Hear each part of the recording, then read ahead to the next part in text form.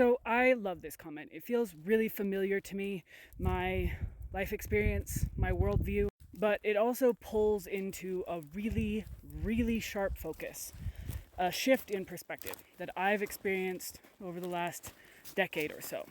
And it's a really beautiful perspective, right? This idea that humanity has been, in general, progressing, moving forward in terms of civil rights, human rights, quality of life, etc. But the reality is that if you don't fit into the very narrow margins of what is acceptable and worthy of rights in this white supremacist, Eurocentric, male-centric, xenophobic, prejudiced, bigoted, anti-LGBTQIA, anti-anything that is considered different or other from the standard, then you are not afforded the luxury of feeling, experiencing, and believing that this world is progressing and moving forward. And that is I'm not going to say it's a blessing, I'm going to say it's a teaching moment about the current direction that the United States society is taking for anyone who up until now or until recently was afforded the luxury of believing that this is a society that has generally moved forward over time. Because what is happening right now is that those margins of what is acceptable and worthy of legal and social rights, they're becoming a lot thinner. And they're becoming a lot more explicit, right?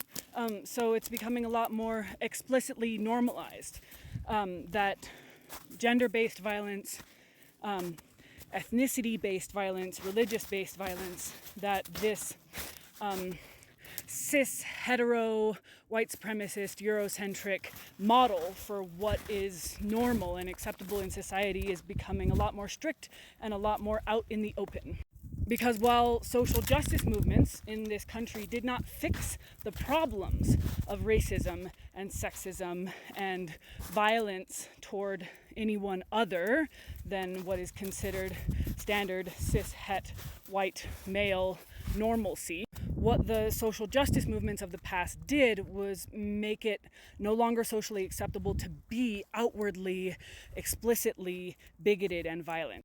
So you had to do that behind closed doors or within certain circles or within certain clans.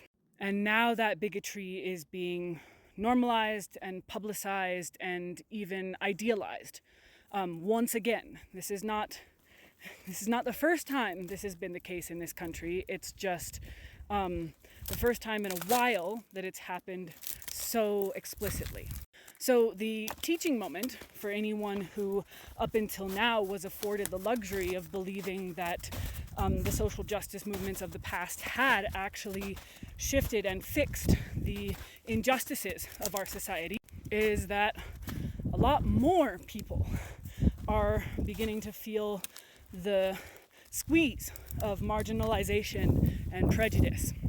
And my hope for this society in the face of all of this oppression and violence and real tangible danger for so many members of our community is that we all, particularly those of us who have enjoyed the luxury of believing to one extent or another in the myth of American progress, that we step up to this opportunity to embrace intersectionality and embrace social justice for all.